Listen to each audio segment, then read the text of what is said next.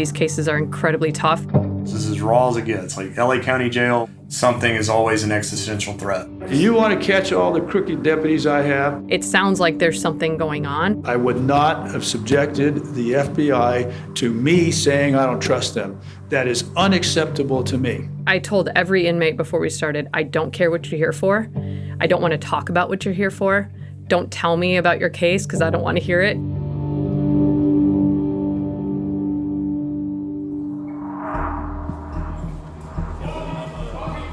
When FBI Special Agent Leah Marx began paying regular visits to Men's Central Jail in downtown Los Angeles, it did not immediately raise any alarm among the people who ran the jail.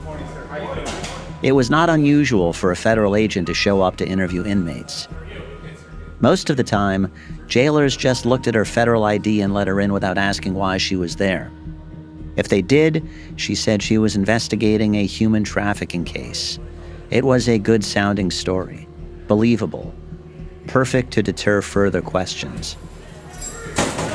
They say a man is always right in his own eye. It was a little bit of a shock. Men's Central Jail is very old. I walked in, and after you go through the Sally Port, there were buckets on the floor from the leaks all over the ceiling that you just kind of had to walk around and walk through, and you don't get a lot of guidance. You just walk in. Leah Marx was in her late 20s and relatively new to the FBI, just beyond her rookie year. She was here to secretly investigate claims that deputies were brutalizing people in their custody. The LA County Sheriff's Department ran the jails, which for years had been known as cauldrons of violence and dysfunction. Marx and her FBI colleagues had been interviewing inmates, collecting their accounts and cross-checking them, trying to separate fact from rumor. We started hearing the same basic story, which was an inmate either didn't listen the first time they were told to do something, or they were facing the wall and they turned their head when a deputy walked by and looked at them. And as a result, the deputies would pull them out, whether it was in the hallway, out of their cell, and would assault them. Outside agencies had looked into these claims for years, and the investigations almost always fizzled out. They tended to rely on the word of inmates versus the word of cops. And so you have these competing stories, and there's no prosecutor in the world that if you go with just the story of an inmate and the story of a deputy, which is different, that they're going to say, sure, we'll charge that case.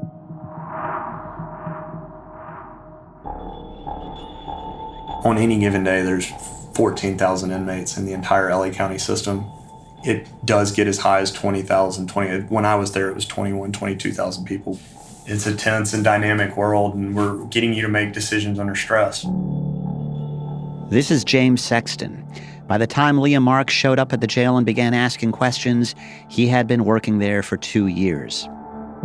You're compelling and conditioning people to anticipate it every time, that every interaction is going to be negative, and forever and ever, something is always an existential threat, whether it's the media, whether it's, your supervisors asking questions.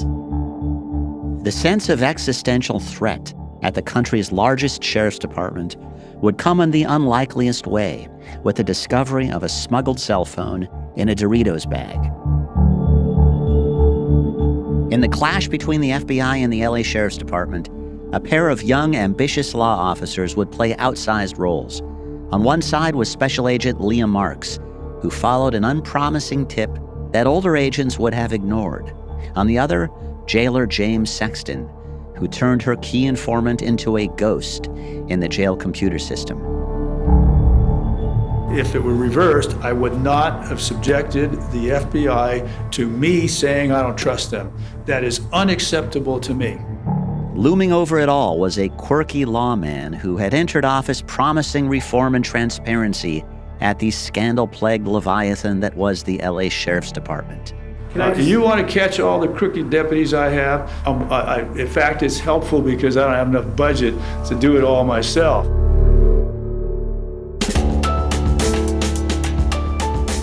From the Los Angeles Times, this is Pandora's Box, the fall of LA's sheriff. I'm Christopher Goffard.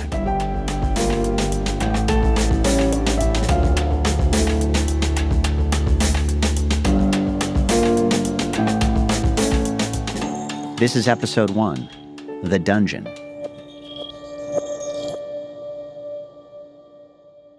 My dad was pretty shocked. I think he just always saw me as that bleeding heart social worker and, just kind of accepted that that's what I was going to do with my life. I'm sitting with Leah Marx at the J. Edgar Hoover Building in Washington, D.C. She's a native of Wisconsin, and the ID strap around her neck says Green Bay Packers. She's telling me how, at age 28, she found an improbable home at the FBI. She was in Hawaii getting a master's in social work and working with Mothers Against Drunk Driving, and a police sergeant suggested she apply to the FBI. And I laughed because by education, I was a social worker, a therapist, behavioral therapist, so it didn't compute to me that the FBI would even contemplate hiring someone with that background. The FBI assigned her to L.A., though she did not have a particularly strong interest in coming to the West Coast. No, I'm from the Midwest. I mean, Los Angeles is not exactly my scene. I wouldn't say I was incredibly disappointed because I knew the work would be fantastic in Los Angeles. She got an apartment just outside downtown L.A., a few miles from the FBI office on Wilshire Boulevard. She worked a human trafficking case for about a year, resulting in plea deals and convictions. One day, in late spring 2010, she was sitting at her desk when her supervisor approached her with a letter from a man serving time at the L.A. County Jail.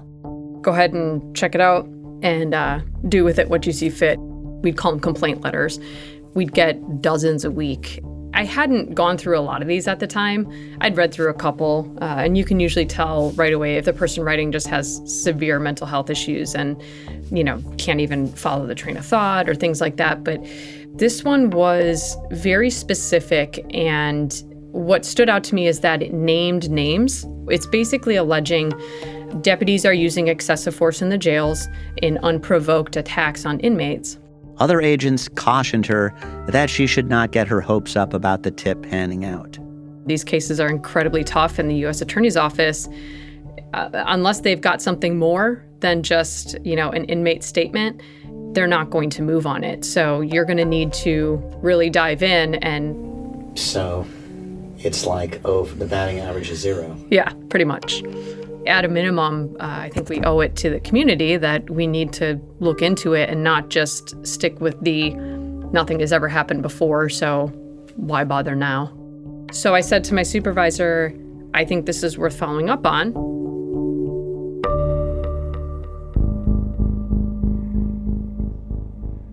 Soon afterward, she and a colleague got their first look inside Men's Central Jail. A gloomy, sprawling old compound that feels like a dungeon. It was built in 1963, and its design is now considered antiquated, with some cell blocks facing walls in a way that seriously limits visibility for jailers.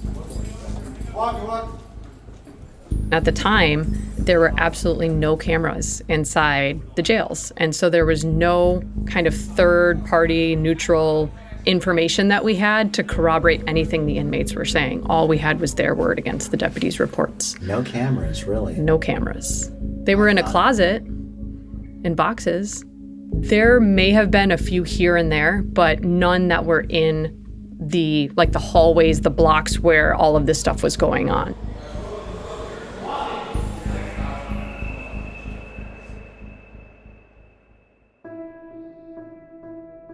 By the time Leah Marx began learning the dynamics of the jail, James Sexton was already a veteran of its halls and intimately familiar with its culture. He was in his early 20s when he arrived in Southern California to join the LA Sheriff's Department. He was born into a cop family. His father, Ted, was a longtime sheriff in Tuscaloosa County, Alabama, a prominent law enforcement figure who had been president of the National Sheriff's Association. My father was my role model. He was my hero. As we talk about this, I'm going to get emotional on some of it, but he was elected sheriff in the early 90s in Tuscaloosa, Alabama, and was a great role model then for the profession.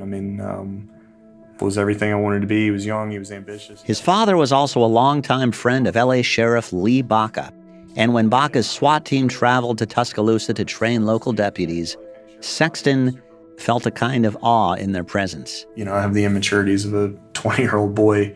And so I have these big delusions and aspirations that I'm going to change the world, but I don't quite know how I'm going to do it yet. And so I meet these very squared away, you know, when you think of a poster child for law enforcement, these guys are barrel-chested, they're beautiful, they're well-spoken, they know the job, they're detail-oriented, a lot of discipline. They really command the room, and they command the room because they're LA County Sheriff's deputies.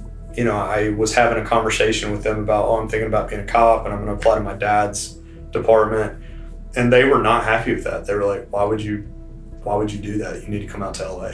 If you want to do it, be about it, do it. You need to be in the car headed to LA right now. And I did. LA promised action and prestige, though he had no real sense of the county's size. The agency that tended to seize the headlines was the LA Police Department, which covers just the city of LA.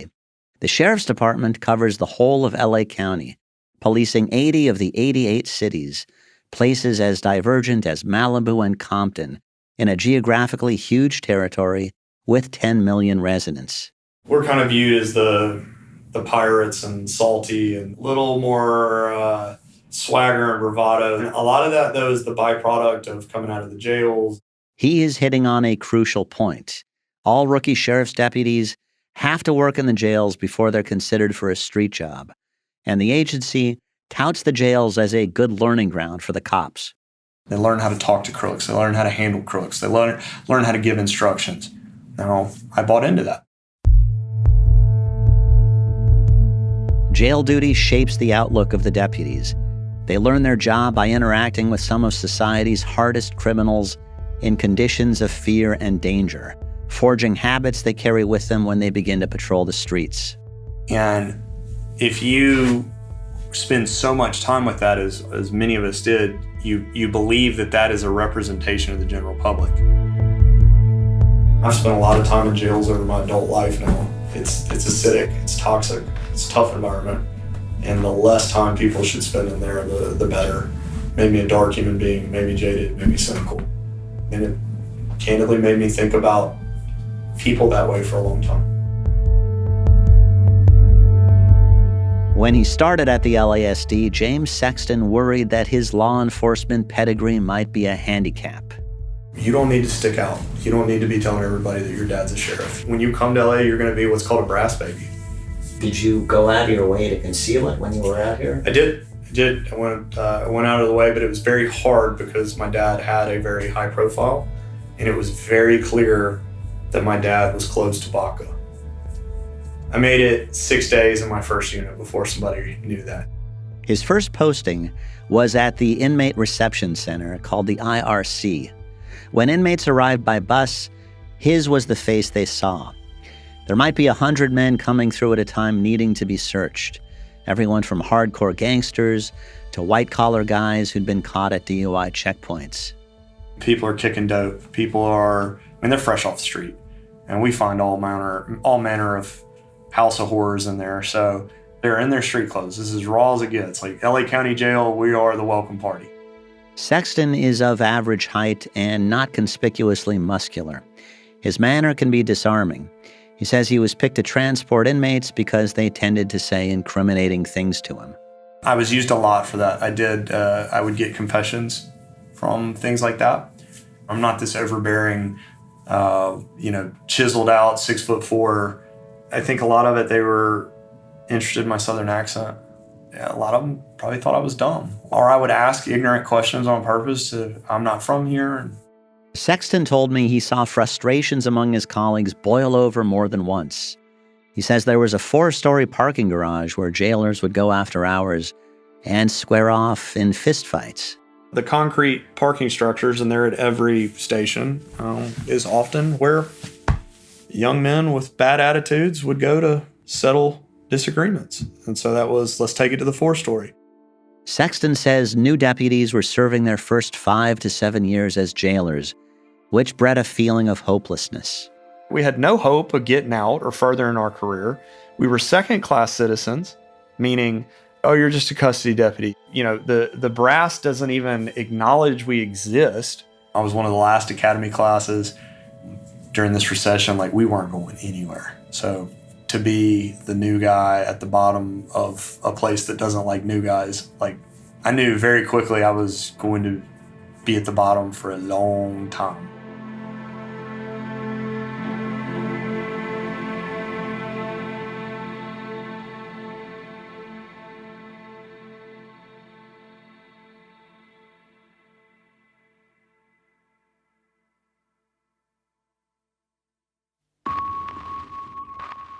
Soon after FBI agent Leah Marx began asking questions at Men's Central Jail, a sheriff's deputy who worked there took a romantic interest in her. His name was William Curson. We had struck up a conversation just, as we were waiting for inmates to be brought down. At one point, she recalls, he talked about using a flashlight to hit an inmate once more than necessary. She wondered what she might learn from him. And that was kind of okay, is this guy one of the deputies doing the same stuff? I can't remember if he had asked for my number or he had just asked, knew that I was new to the area. And at first I said, no, thank you, I'm not interested. And so I just kind of left it at that, but went back to the office and told my supervisor, and he had said, we're trying to get information from deputies, and obviously no deputy is going to talk to us just openly about what's going on in the jails. And he said, what if you did meet with him and tried to strike up a conversation about things and you went wired up? And I, of course, said, yeah, let's do it. And so I had told him from the very beginning, I wanted to be very clear, I was not interested in dating or anything romantic, but I was new to the area and I'd be happy to, meet up with him for lunch or something to chat. She met him for breakfast at the Lazy Daisy Cafe in Los Angeles. So the surveillance team just posed as other folks at the restaurant to watch us at all times. And I wore a wire so that I recorded all of our conversations. And over their breakfast of French toast and eggs, he talked to her about violence between inmates. He said, they're going to get beat down by their own people, more than likely worse than what we would normally do to them, which is bad because we send them to the hospital. Every time they fight with us, it's like an unwritten rule. They go to the hospital.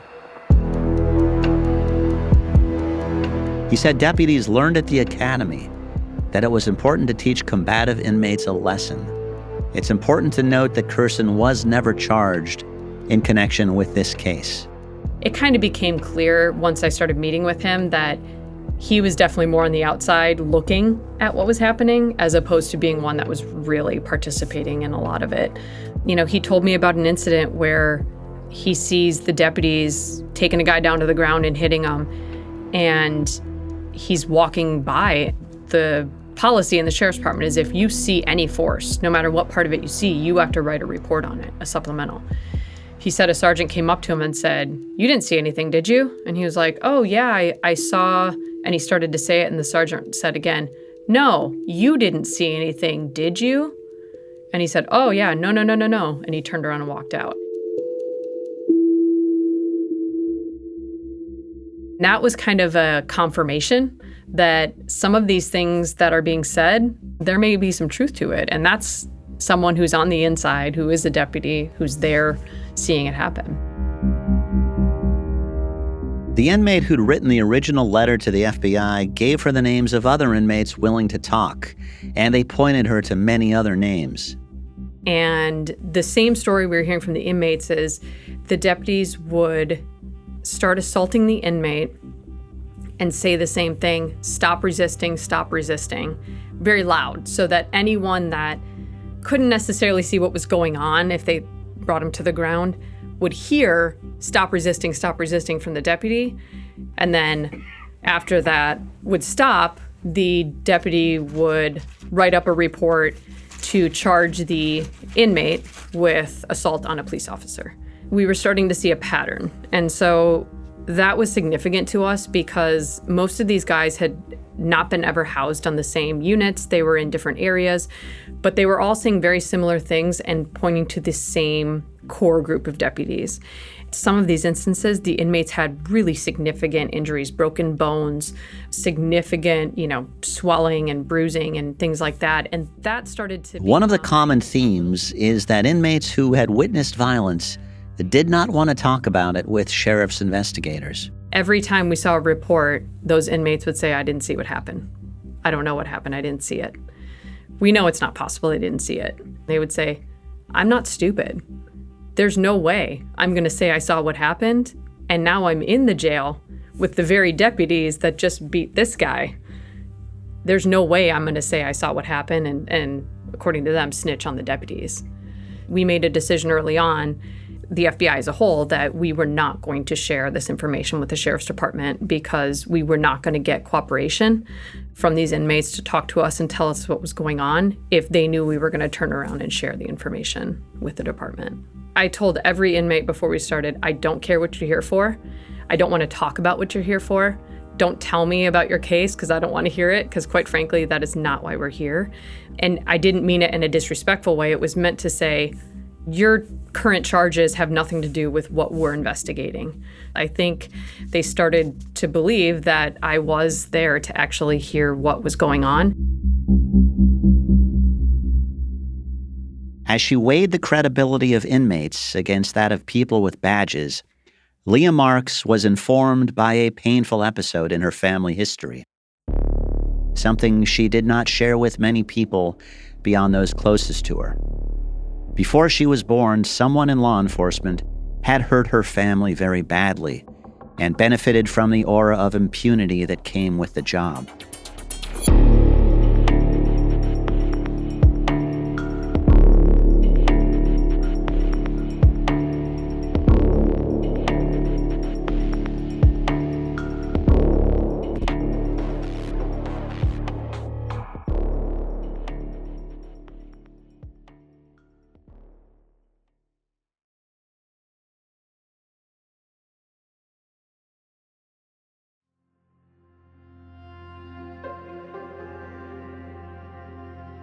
Growing up, I had always been told that my grandma and my uncle had died in a house fire when my dad was about 20.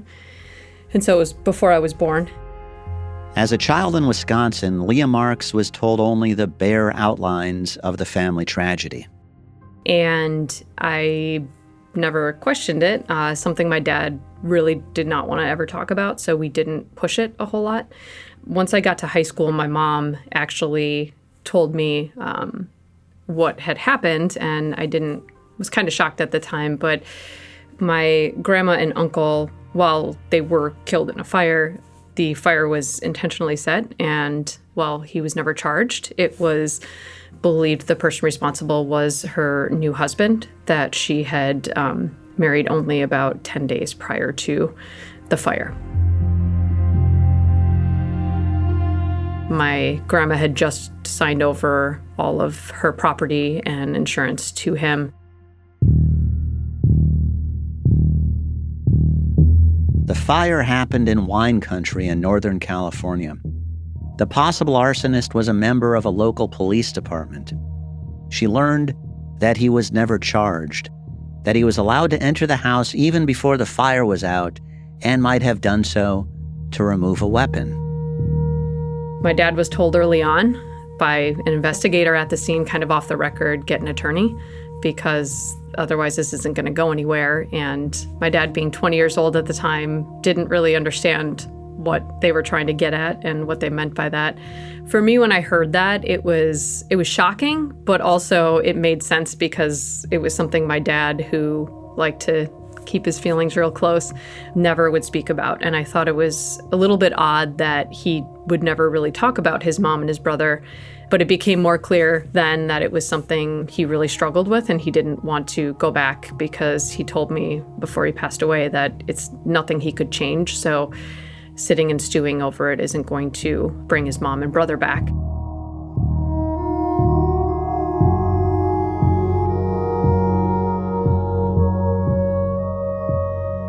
So bottom line, your grandmother was murdered by a cop.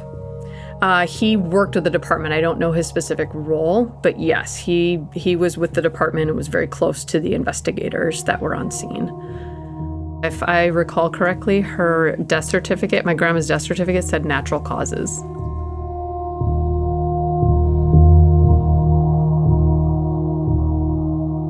I was lucky enough that the case agent or the investigator years later let me review the case file and just look through things. And so I took a lot of notes, but at that point, the individual that we believe responsible is dead.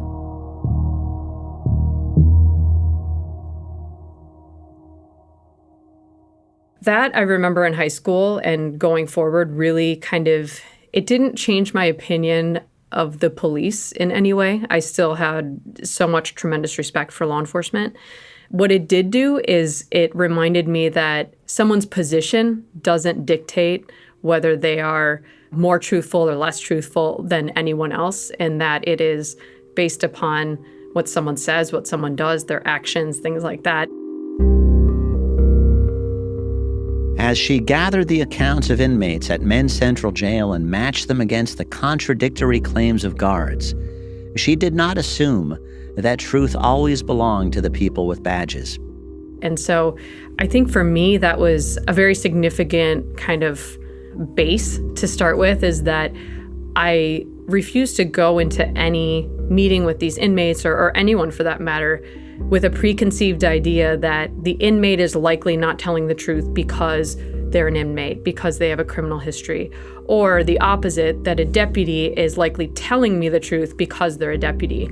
As humans, we're terrible determiners of truth whether somebody's telling the truth or lying. Our job is to follow the evidence, follow the facts. You don't get instant credibility due to your position or your role. One tip led to another, and before long, she was sitting across from an inmate named Anthony Brown, the so-called do-rag bandit. He was facing hundreds of years in prison. He was wily and opportunistic and self-serving. He was also very talkative and would be critical to everything that happened next. So we met Anthony Brown because an inmate we had interviewed had told us, here's another inmate who you should talk to. We pull him down to the interview room, he had never met us, so he just comes in and kind of is wondering why we're there. We explain why we're there, and he says, absolutely, I'll tell you anything you want to know. Meanwhile, Deputy James Sexton was on a collision course with Marx and Brown, though he did not yet know either of their names. The process had started years earlier, when he was still at the inmate reception center. After some time on the job, he'd begun to feel that he'd found a tribe, that he belonged. There was camaraderie with the other jail deputies, and the anxiety about being regarded as a brass baby had abated. I was like everybody else.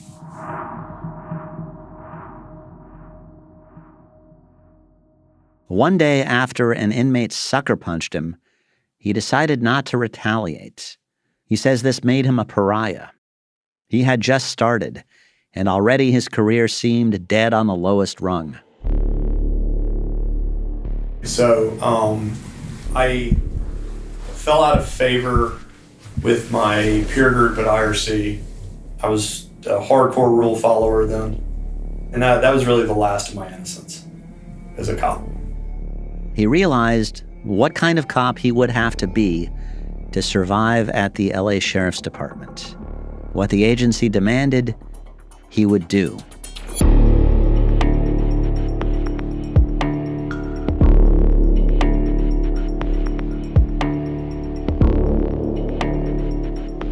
On the next episode of Pandora's Box, The Fall of LA's Sheriff. What's the purpose of introducing the phone? Multiple purposes. The first one being we wanted to confirm whether or not these allegations of bribery were even true. Are deputies really taking bribes in exchange for bringing contraband into the jail?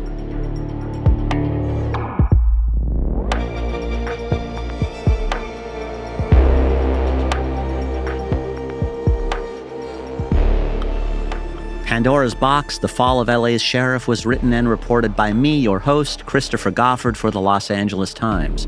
Mix and sound design by Emily Jankowski. Our editor is Steve Clow. Thanks to LA Times executive editor Terry Tang, president and COO Chris Argenteri, and LA Times Studios president Anna Magzanian. Special thanks to LA Times colleagues past and present who have reported on the Sheriff's Department and its scandals, including Robert Federecci, Jack Leonard, Joel Rubin, Cindy Chang, Ben Poston, Aileen Chekmedian, Connor Sheets, and Carrie Blakinger.